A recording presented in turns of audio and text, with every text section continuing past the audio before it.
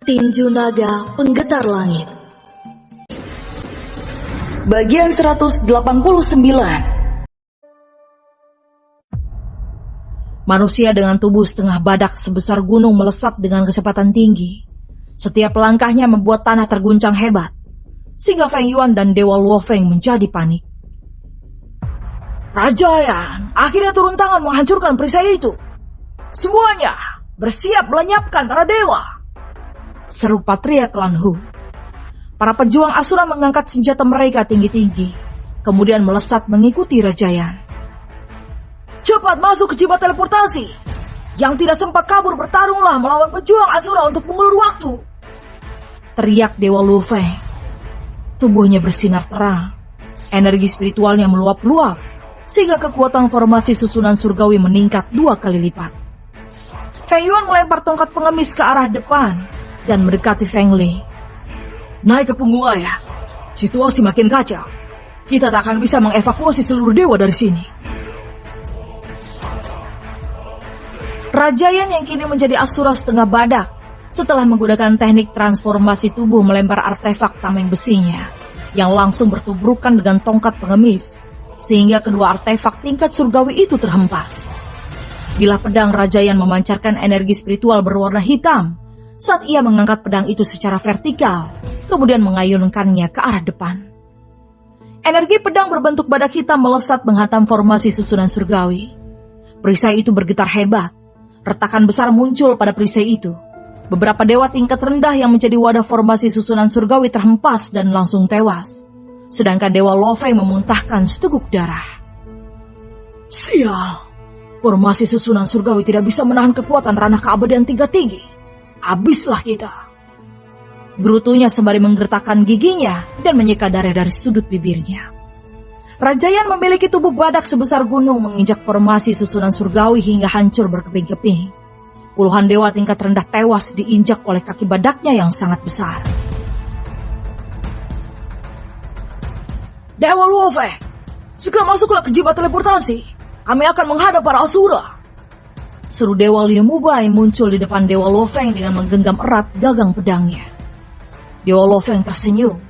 Tidak menyangka, semangat juang para dewa tingkat rendah masih tetap tinggi walaupun mereka telah diambang kematian. Aku akan menemani kalian. Kita akan menunjukkan pada pejuang Asura bahwa bukan mereka saja yang memiliki nyali tinggi dan petarung hebat. Dewa Luo Feng menghunus pedangnya. Namun, tiba-tiba ada energi spiritual kayu yang melilit tubuhnya, dan ia tertarik ke dalam jimat teleportasi. Kemudian jimat teleportasi itu menghilang, meninggalkan seribuan dewa tingkat rendah yang belum sempat kabur melalui jimat teleportasi itu. Dewa Liu Mubai tersenyum dan mengingat Dewa Hekian yang mengajaknya kabur. Namun ia menolak ajakan juniornya itu. Saudara Kian, semoga saja kamu baik-baik saja dan menjadi kuat untuk meneruskan perjuangan kami. Gumam Dewa Liu Mubai melompat ke arah para pejuang Asura yang datang seperti air bah. Dalam satu sapuan, seribuan dewa tingkat rendah itu langsung dilenyapkan oleh puluhan ribu pejuang Asura yang tersisa. Awalnya mereka berjumlah 100.000 pejuang Asura. Akan tetapi Feng Yuan telah menghancurkan ribuan di antara mereka dalam fase awal penggempuran formasi susunan surgawi. Raja Yan langsung mengayunkan pedangnya ke arah Feng Yuan. Dia tak akan membiarkan dewa yang telah merepotkan pasukannya itu kabur. Kalau Feng Yuan sampai kabur, maka di masa depan dia akan menjadi penghalang bagi pejuang Asura untuk menaklukkan dunia iblis. Feng Yuan mengalirkan energi spiritual api Phoenix miliknya ke pedang besar yang belum ia gunakan sejak perang dimulai. Pedang besar itu diselimuti kobaran api, dan Feng Yuan menahan tebasan Raja Yan. Area di sekitar mereka terdistorsi untuk sesaat. Kemudian ledakan energi spiritual menghempas siapa saja yang berada dalam radius 100 langkah. Para pejuang Asura terkejut melihatnya. Mereka tak menyangka ada dewa dari kota Huayang yang bertarung seimbang dengan Raja Asura yang kekuatannya setara dengan dewa tertinggi.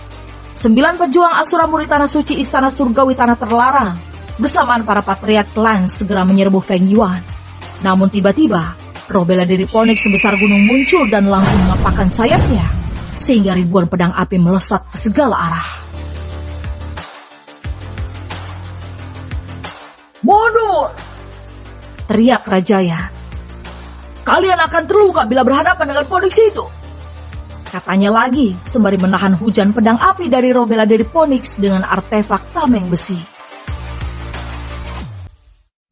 Setelah hujan pedang api mereda, Rajayan kembali mengayunkan pedangnya ke arah depan.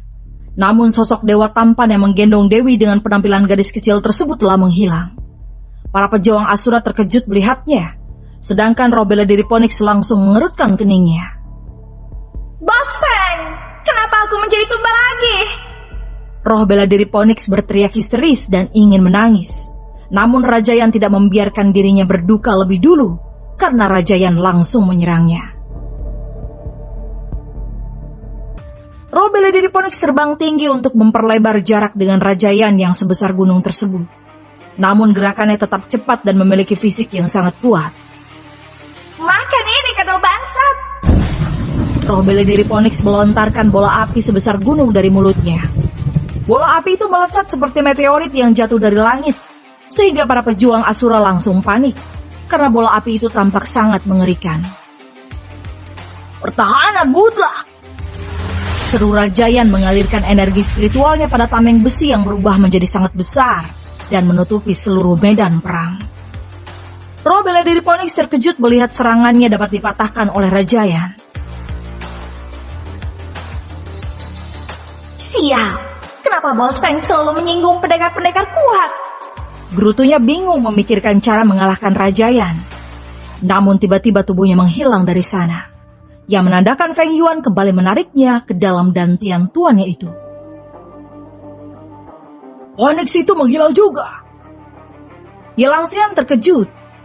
Untung saja Dewa Kipas itu tidak menghancurkan klan Yeku. Ternyata ia adalah dewa tertinggi. Dia langsung bernafas lega. Feng Yuan dan Feng Ling muncul di kota Huayang yang telah dihancurkan oleh para dewa sebelum mereka kabur dari sana. Sesaat kemudian, aura yang sangat mengerikan muncul dari arah utara, dan Feng Yuan menebak itu pasti para pejuang Asura yang menyerbu setelah tak ada lagi dewa yang menghadang mereka di perbatasan. Ling-Er, teleportasikan kita lagi ke tempat yang jauh dari kota Huayang ini. Kalau kita masih berada dalam radius beberapa mil, aku takut Raja Asura itu masih merasakan aura milik kita. Suruh Feng Yuan yang tak ingin lagi berkonfrontasi dengan pejuang Asura.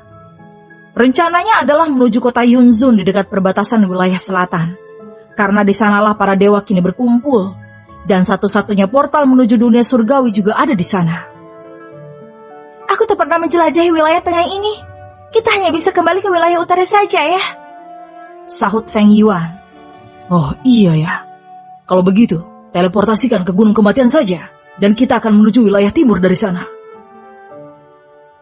Karena di wilayah timur saat ini para siluman sedang menyusun kekuatan menurut siluman ular putih. Lagi pula, kekuatan utama Asura sedang memasuki wilayah tengah, sehingga perjalanannya nanti tidak akan menghalangi banyak kendala. Feng Ling segera menggunakan teknik hukum ruang. Namun tiba-tiba dari langit muncul kaki badak yang sangat besar yang hampir mengenai mereka. Untung saja Feng Ling dengan cepat menarik Feng Yuan ke dalam portal teleportasi. Ternyata Dewi kecil itu ahli hukum ruang. Gumam Rajayan dengan raut wajah masam karena gagal melenyapkan dewa yang sangat merepotkan itu.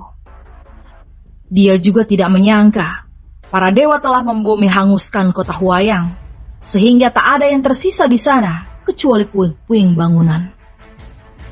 Aku takut perang ini akan berakhir seperti ribuan tahun yang lalu, di mana semua entitas di dunia iblis ini gagal saling mengalahkan dan menderita kerugian besar akibat perang tersebut. Gumamnya sembari menghela nafas panjang. Lanjutkan serangan menuju kota lain, katanya lagi kepada seluruh pejuang Asura.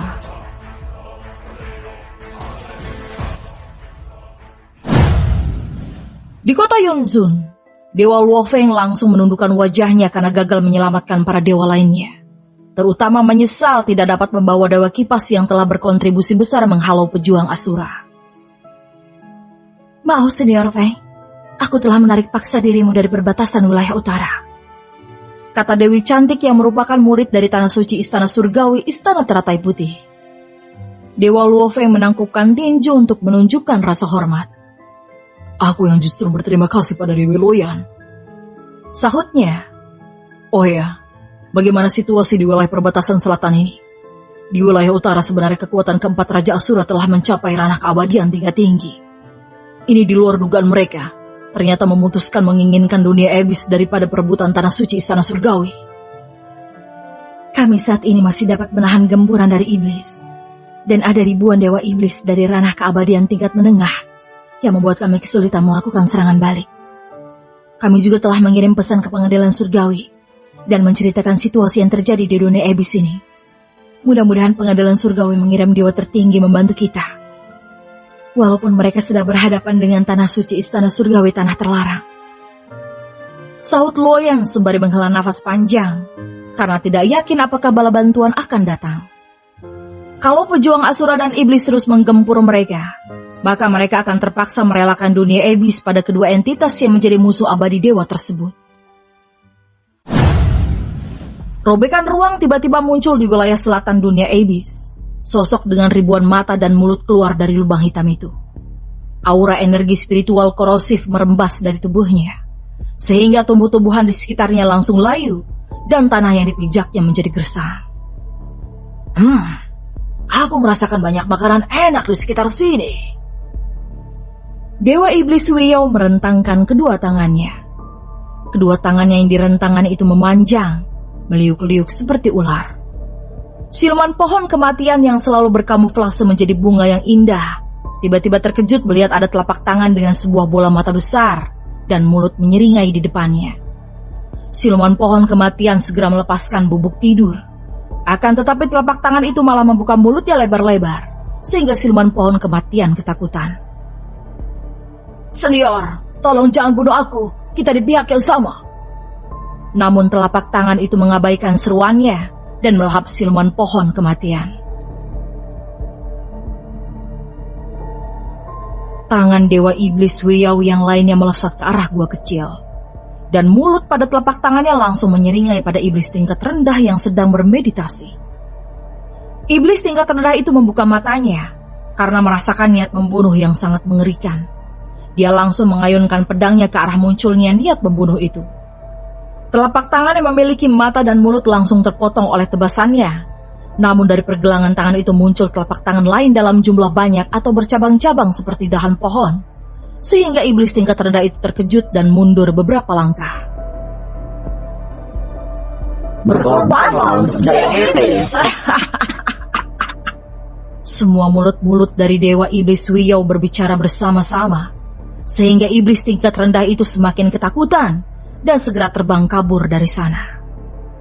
Namun baru niatnya saja ingin kabur, setengah dari tubuhnya telah ditelan oleh salah satu mulut dari telapak tangan Dewa Iblis Wiyao. "Oh tidak, ampuni aku Dewa Iblis!" teriak iblis tingkat rendah itu. Akan tetapi, telapak-telapak tangan lainnya langsung menelan tangan, kepala, leher, dan dadanya. Iblis tingkat rendah itu langsung lenyap, dan Dewa Iblis Wiyao pun bersendawa. "Ini masih kurang. Aku harus ke medan perang untuk melahap para dewa. Karena tubuh mereka itu paling enak dan mengandung energi spiritual yang sangat murni." Ini adalah pertarungan pertamamu sebagai dewi. Jadi jangan terlalu memaksakan diri.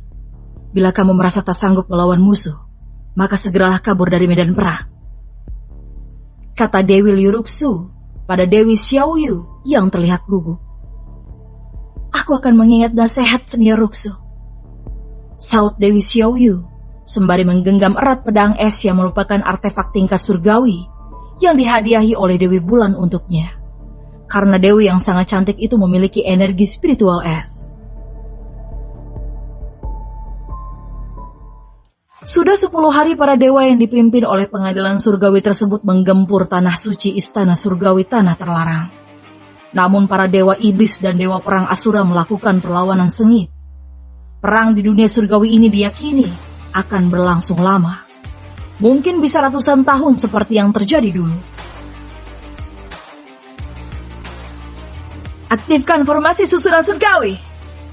seru Dewi Bulan, karena tiba-tiba hujan anak panah sebesar pohon kelapa melesat ke arah artefak kapal terbang rombongan Dewi dari tanah suci istana surgawi istana teratai putih. Perisai berwarna emas langsung menutupi artefak kapal terbang mereka, sehingga panah-panah yang ditembakkan dari tanah suci istana surgawi tanah terlarang itu terpental. Dewi Xiaoyu segera mengayunkan pedangnya ke arah depan.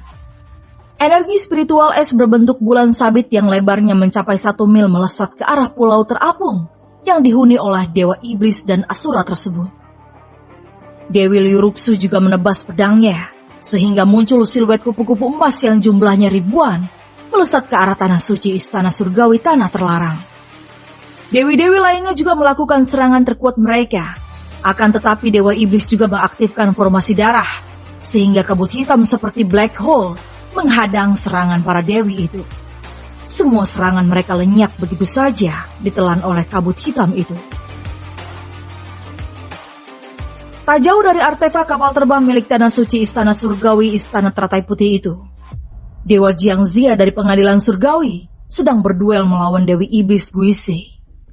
Dewa Jiangxia melemparkan artefak gelang emas yang langsung berubah menjadi sangat besar, bergerigi seperti bilah gergaji. Artefak gelang emas itu melesat ke arah dewi iblis Guisi, yang langsung mencabut sehelai rambutnya, dan rambut itu berubah menjadi ular raksasa yang sangat besar. Kemudian ular itu melesat ke arah artefak gelang emas Dewa Jiangxia. Dunia surgawi bergetar hebat akibat perang yang mengerikan itu. Energi spiritual di dunia surgawi berfluktuasi kacau. Di Gunung Kematian, Feng Yuan dan Feng Ling terbang menggunakan pedang besar ke arah wilayah timur untuk menghindari pertemuan dengan pejuang Asura dari salah satu keempat Raja Asura yang ternyata sudah setara dengan dewa tertinggi. Karena semua pejuang Asura yang kuat ikut berperang bersama keempat Raja Asura, Feng Yuan hanya bertemu para pejuang Asura lemah saja di perjalanan mereka.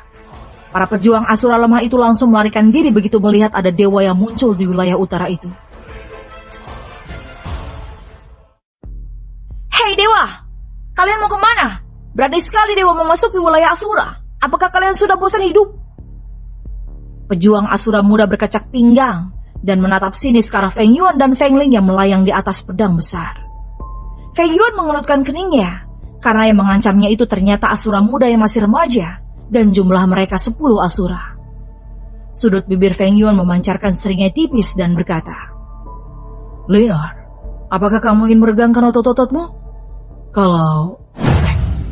anak ini semangat sekali." Belum selesai Feng Yuan berbicara, Feng Ling langsung melompat turun dari pedang besar. "Hati-hati Liar kecilku, mereka itu memiliki kultivasi dan absolut God." Namun Feng Ling tetap maju tanpa berpikir panjang. Pedang bulan dan pedang matahari muncul di kedua tangannya. Roh bela diri rubah putih dan roh bela diri Phoenix juga muncul di sebelahnya. Para pejuang Asura muda itu tampak terkejut, dan mereka segera menghunus senjata masing-masing. Bersambung.